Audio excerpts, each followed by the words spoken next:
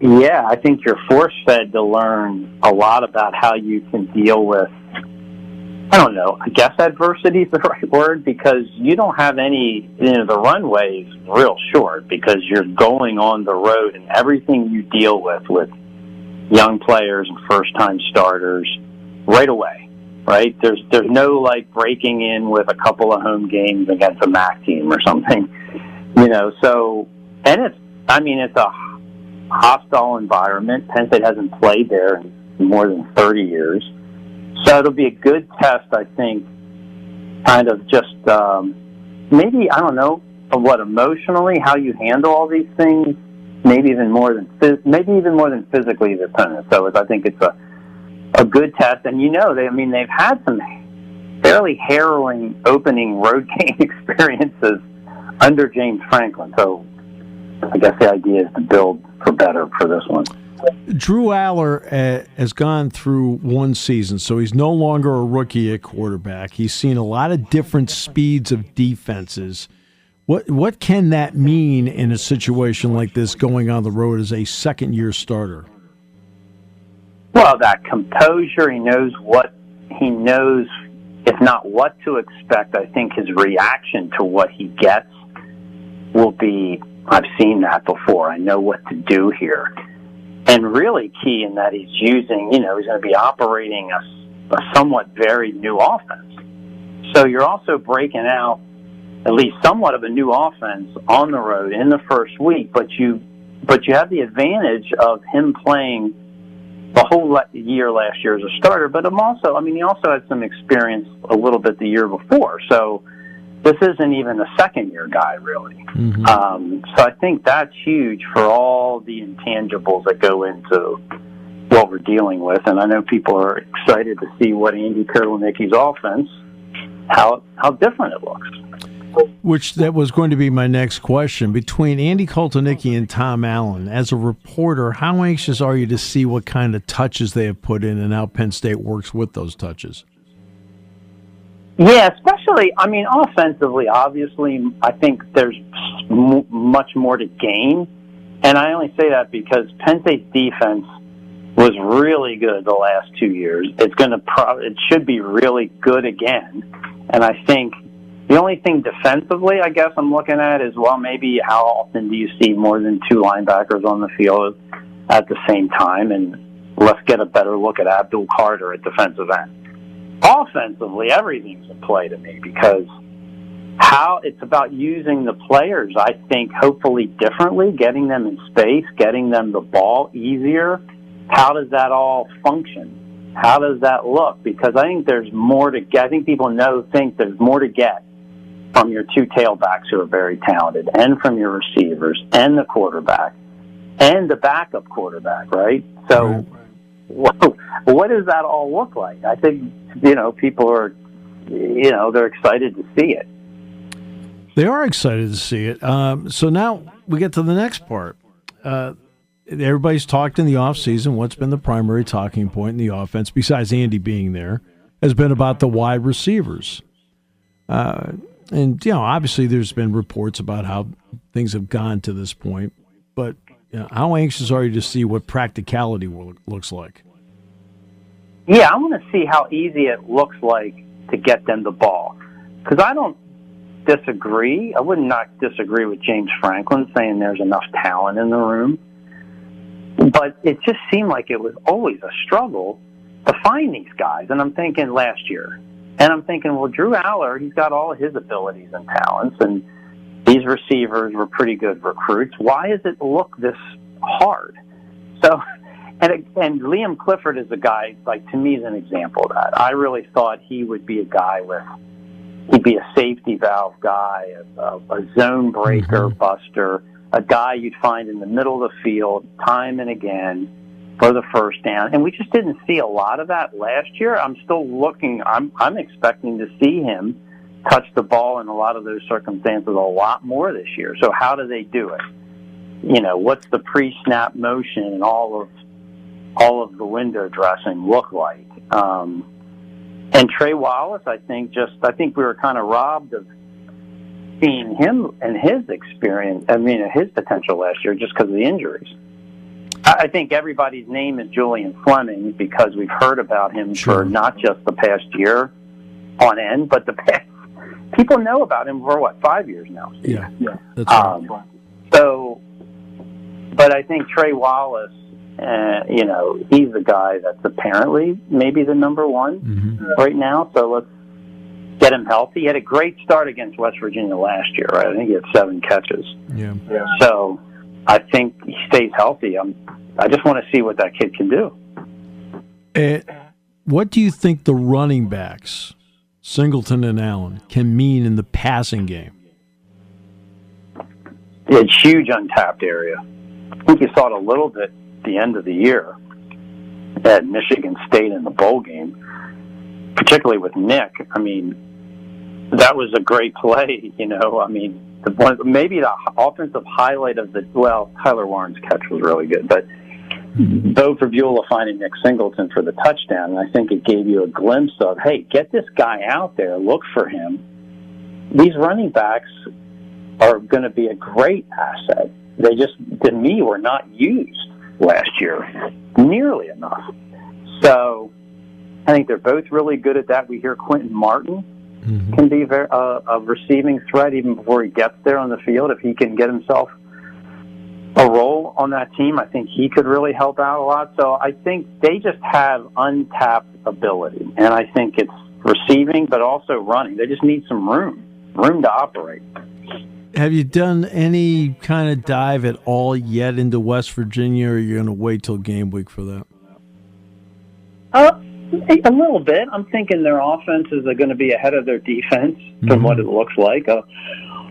They also use a pretty successul running back combination like Penn State, and one of their kids, Jaheim White, is from York, so we're pretty familiar with Jaheim. Yep. He had a great second half of last year, including a 200-yard rushing day against Cincinnati. So, but a small guy. Penn State didn't really recruit him. He was like 5'7", 5'9", but really successful. And their quarterback, Penn State fans know about.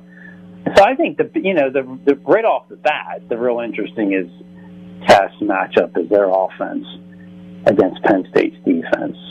And can Penn State stop the run? And that means Garrett Green, the quarterback, too. And that's gave him a little bit of trouble last year. But, Penn State may have, the oldest defensive tackle group in the country. So we're looking for that to help them out against the run, right? Right. Oh, it's a completely different year in every way because there's a 12-team playoff. There are no divisions. There's helmet communication. There are iPads on the sidelines. How do you view each of these changes, starting with the playoff? And I'll take you through one by one. We'll start with the playoff.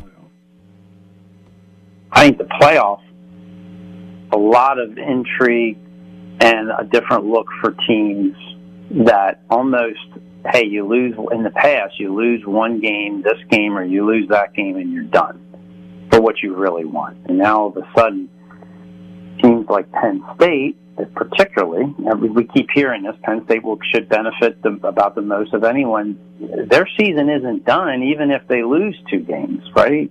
And that's what I think is so interesting about this. But there's also the home game aspect to this. So you have not only more teams in it, but a team like Penn State hosting a playoff game a weekend before Christmas, and you don't know who they could play.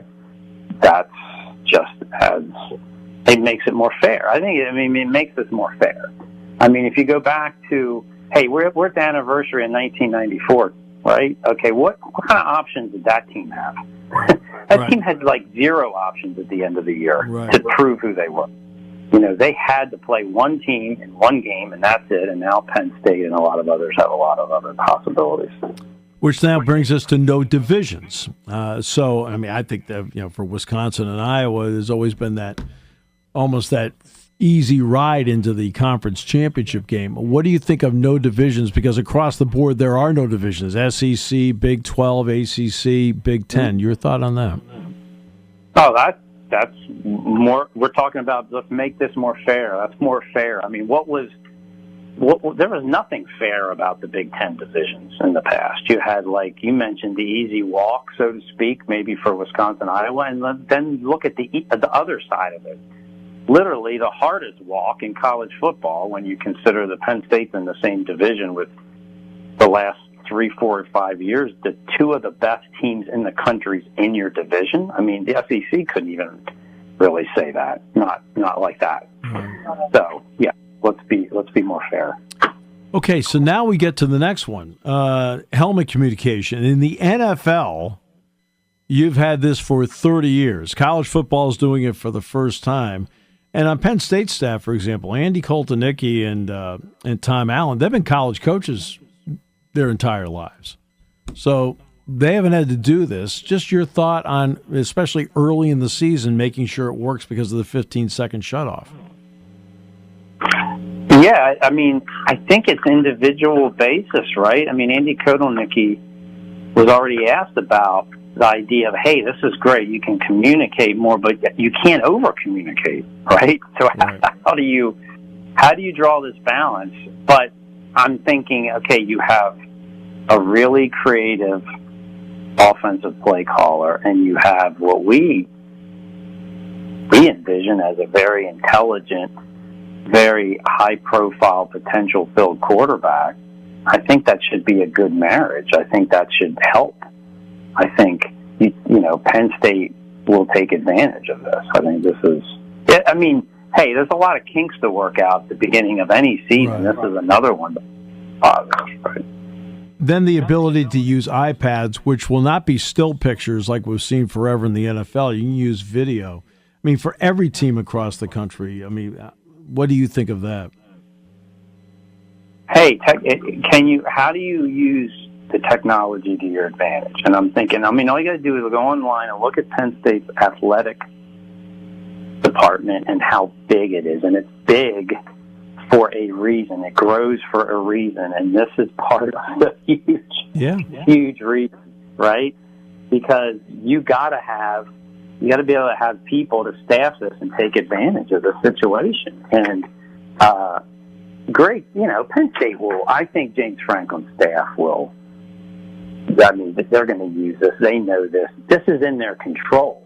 Right. I think the hard thing for Penn State football is there's been some things that have been tough that have been somewhat out of their control. And I mean, as a team, and I mean, NIL was part of this, right? We know James Franklin and they didn't have control from the beginning over what Penn State's NIL looked like. Right. They did not. Well, they have control over this and this change and this technology, and I think it'll work well. What are the primary questions that readers give you when they make their comments or want to get a hold of you? What are their primary questions? No, they're asking, can Penn State make the playoffs? So then, we talk about, this is different now. Can they finally make the playoffs? Well, yeah, they can, as long as they don't lose 3 games, they're going to be in the playoffs. People wonder about they ask about James Franklin all the time. And they ask about, and it goes in with expectations. And, is he good? Is he on the hot seat? If they don't make the playoffs, is he on the hot seat? And then I think people have very short, they look at things very ultra focused in the moment rather than, let's look at the big picture here. I mean, Penn State's been one of the most consistent teams in the country and in the roughest division. So, yeah, let's talk about the whole picture. No, James Franklin's not on the hot seat in any way that I see. Make the playoffs or not. So, and then I think, Drew Aller, obviously we're hitting on all the points, and in York, Bo Prabula, so the quarterbacks, right? So is Bo going to get, what's his role going to look like? Which is really, beyond York, is an intriguing question because to me, Steve, as a runner, he has pretty, I think, undervalued, pretty impressive skills that I'm really looking forward to seeing how much they use him, find a way to use him to their advantage early in games, and how that can work. I mean, could be a real weapon, yet using two quarterbacks, not always the easiest thing, but so yeah, we're always talking about Bo Prabula here. Well, I will give you one Bo nugget. It was from Sunday, and I think it was the last drill it was the next to last drill they did. It was a 2-minute drill, something like that. It was the last, right? And so he had to take off and run. He darts right, darts left, darts right, darts left. And Smith Vilbert was standing next to me, and he goes, "Oh, man, he just drives us nuts." Well, you remember Rashard Casey running. Oh, of course I do. You know how guys have different styles. And to me, it's not, it's just, I think it's his vision and his decisiveness, not like his wiggle or his dramatic cuts. Or it's just that, like, he makes a decision, he sees it, and he goes in it. And that process, he does it so well, it makes him look faster, maybe even. I mean, he's just really good at picking out when and how and where to go. Any national story you're looking at, Frank, right now beyond Penn State that intrigues you?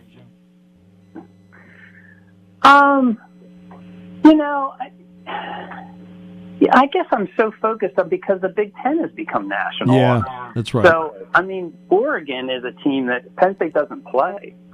Right. But how do the West Coast teams fit into a conference that's 1,000, almost 2,000 miles away? Not just with travel, but with their styles of play.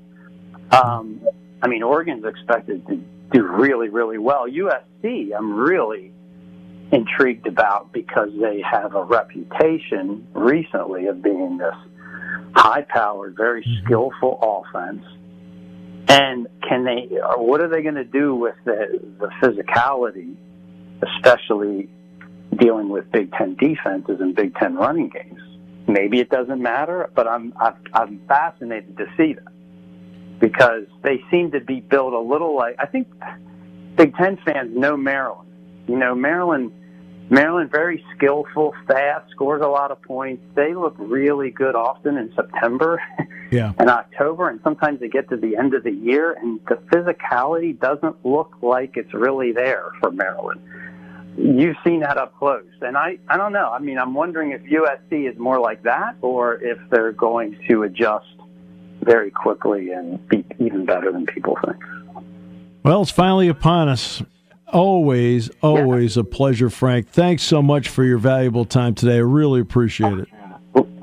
Enjoyed it. Great to see you, and look forward to seeing you a couple Saturdays. Sounds great. Thanks so much. The outstanding Frank Bodani, York Daily Record.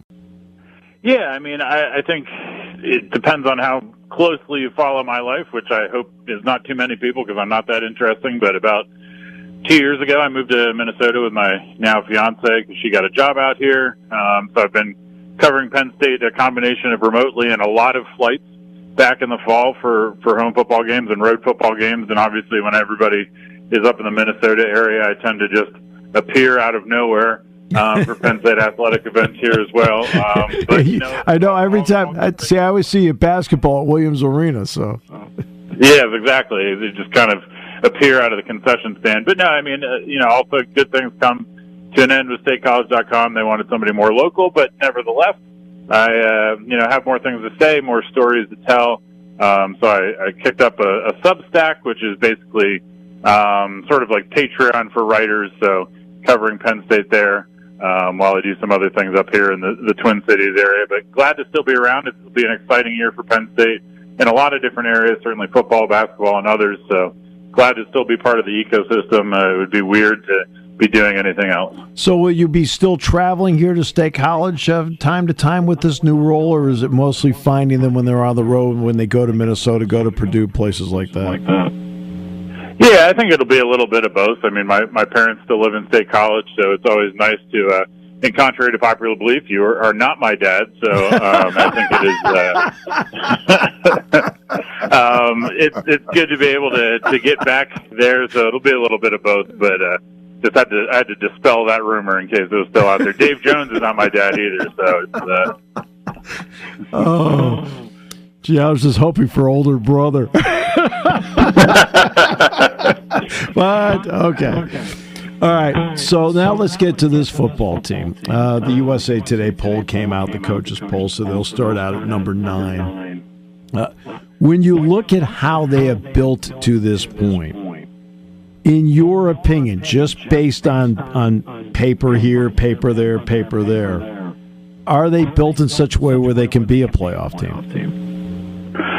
I think so. I mean, I think that they have all the pieces. Now, I think that last year, in some ways, not defensively and not really on special teams, but I think offensively, there's going to need to be a little bit of seeing is believing in terms of the wide receiver room sort of stepping up in terms of, I think the running backs were better than they got credit for, but I think that they still want more of those explosive plays. I don't think there's any question.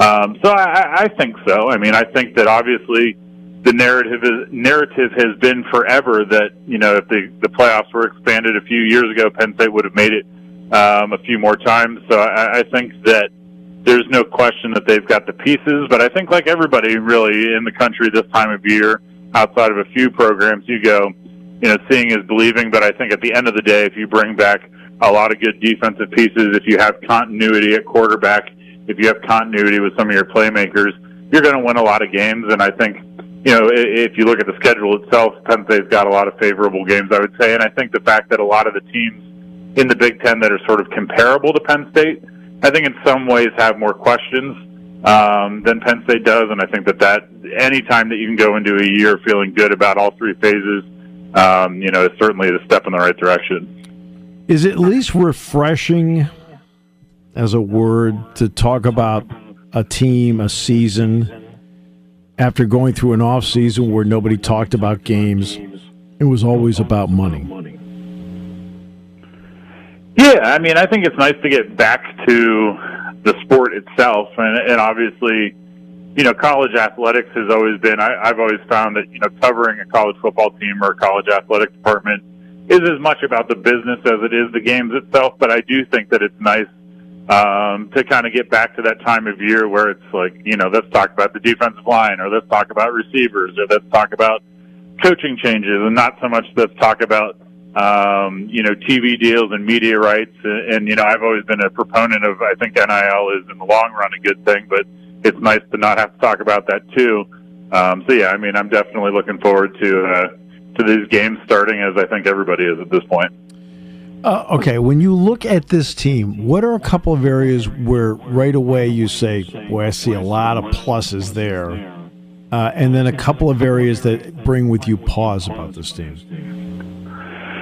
Yeah, it's a good question. I think that you look at the linebackers and you have to feel pretty good about the depth that they've got there. I think the fact that Abdul Carter is going to kind of do a little bit of everything, even if he's made this change at defensive end, it's hard to imagine, and James has said as much somewhat recently, that he's going to get time at linebacker. I think everyone's excited to see what Tony Rojas can do. And then obviously, I think Kobe King is another guy that they're excited about continuing to make that next step. And I think the question mark is, Steve, you and I have been around for a while. When people say that you have a lot of options, that sometimes means that you don't have a lot of answers. And I think that there are a lot of guys in that wide receiver room that on paper you can go, I expect Trey Wallace to be really good. I expect Julian Fleming to be good. I think Caden Saunders can be good. Amari Evans, that you can go up and down that list and go, I can see and make an argument for each one of these guys being a solid piece of Penn State's offense, but they just have to go out and do it. And I think that, we saw, and I guess it was 2018, Trace McSorley sort of showcased how you can have all the talent in the world yourself, but if people drop passes, you can only get so many first downs. And I think we saw last year, not quite as bad, but just sort of an inconsistency.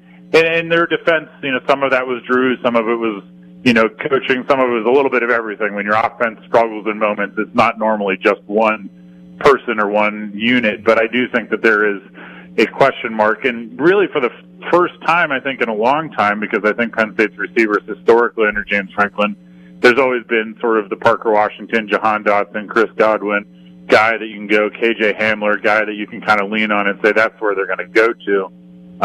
So I think that's maybe the one spot offensively. And obviously I think just from a reloading standpoint, you can't get rid of the guys they got rid of on the offensive front and say, well, that won't be an area that they need to solve, because you don't get rid of a guy like Olu and just replace him with someone else without any sort of hiccups. So I think the good news for Penn State is that the areas that they need to sort of answer are areas where you go, I can see where the answers might come from, but I think there are also areas where you're just going to have to wait and see how they do when the lights are on.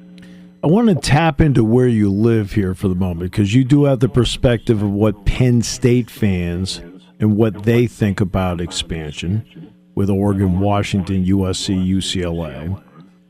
But since you're in Minnesota, anybody up there that you've talked to, what do they think of it?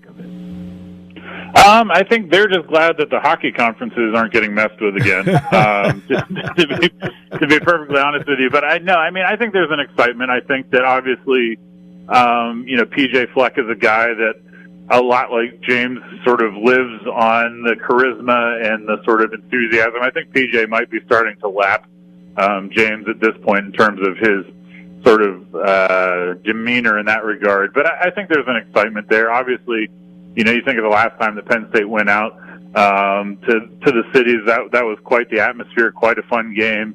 So I think that Minnesota fans are definitely excited about, from a basketball perspective, from a football perspective, to have some new faces in here. I don't remember off the top of my head which teams are coming up to Minneapolis this year, but it should be entertaining. But yeah, I mean, everybody jokes about being the state of hockey, and I think people make that joke when they don't live in Minnesota but haven't been here.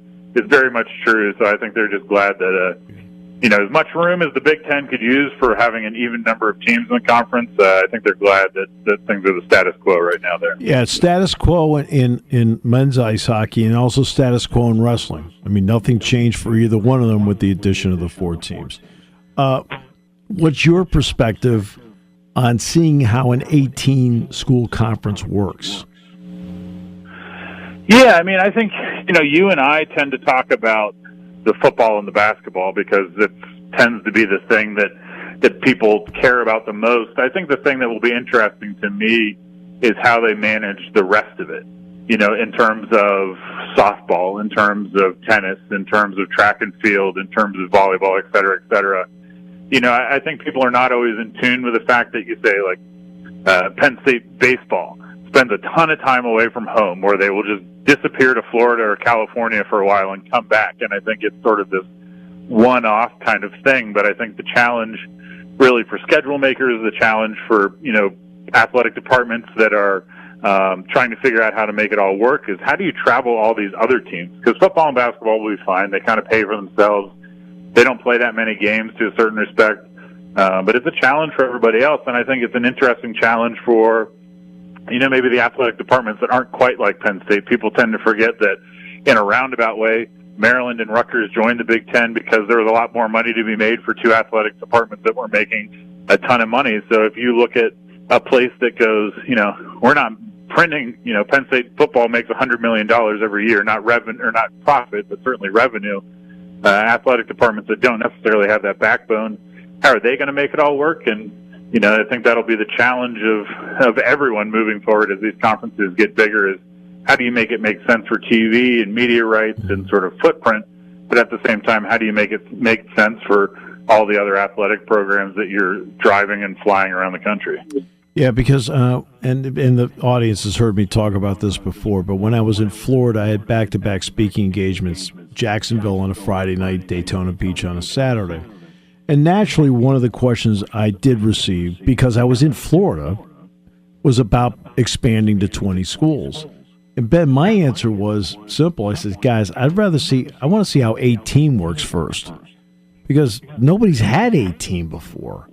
And I know a lot of people want to jump the gun on something, but I think you need to pump the brakes until you make sure that this model works before you attempt another model.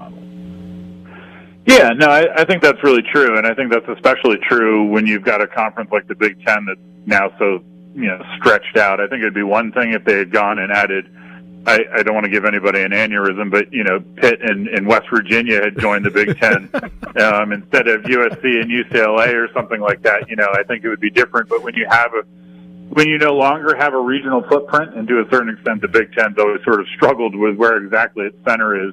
I think that definitely is one of those things that I saw people at, I think it was SEC Media Days asking about, are they going to expand the playoffs again? And it's basically like, they got to get through the first couple of years of figuring out what this is like before it works. And I think we've seen throughout the changes that have happened in college athletics, be NIL or the transfer portal, that it takes a year or two for the market, so to speak, to kind of settle into what works. So, are there programs out there that would make sense to join the Big Ten to give it 20?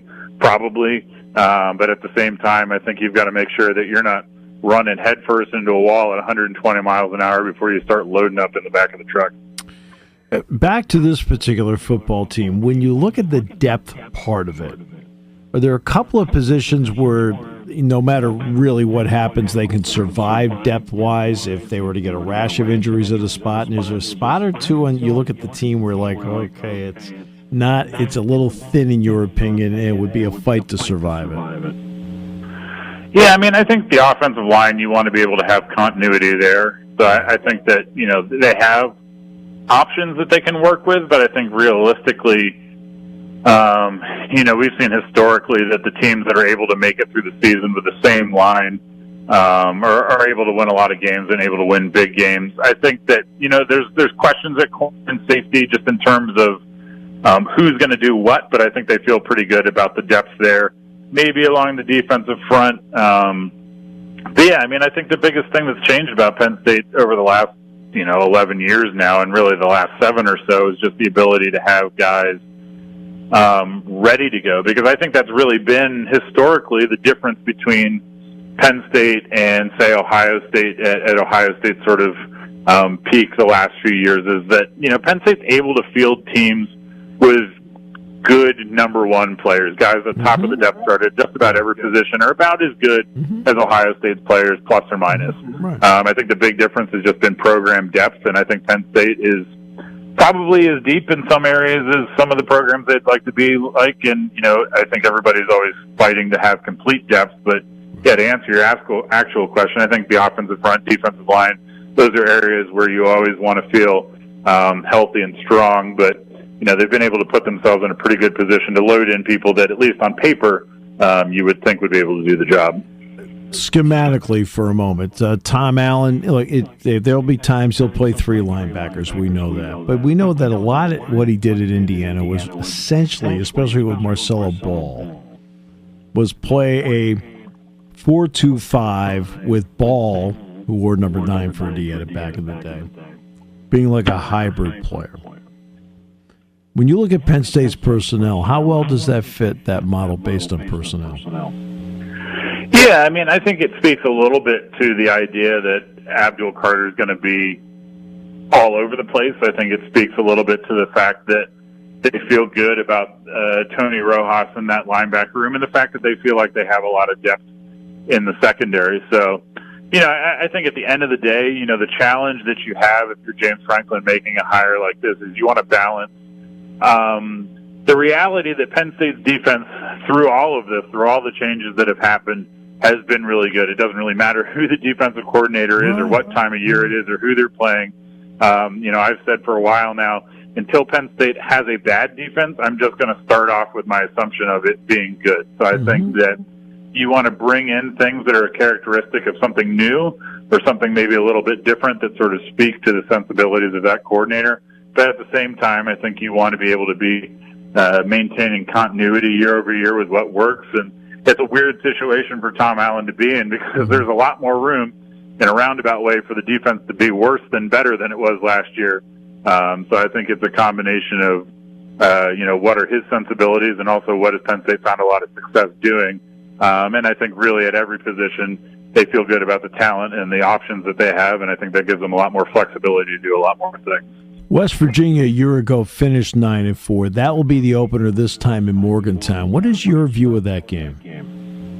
I think first and foremost, they're glad it's not at night. If you're Penn State, to be able to play that game when everyone's still more hungover than they would be at 8 p.m., I think is a very frank plus for Penn State. But yeah, I think West Virginia, obviously on the national stage, didn't necessarily have a remarkable year, but I think compared to what people expected out of West Virginia, I think they had a very solid year last year, were able to put up some good results, and even in some of their losses play well.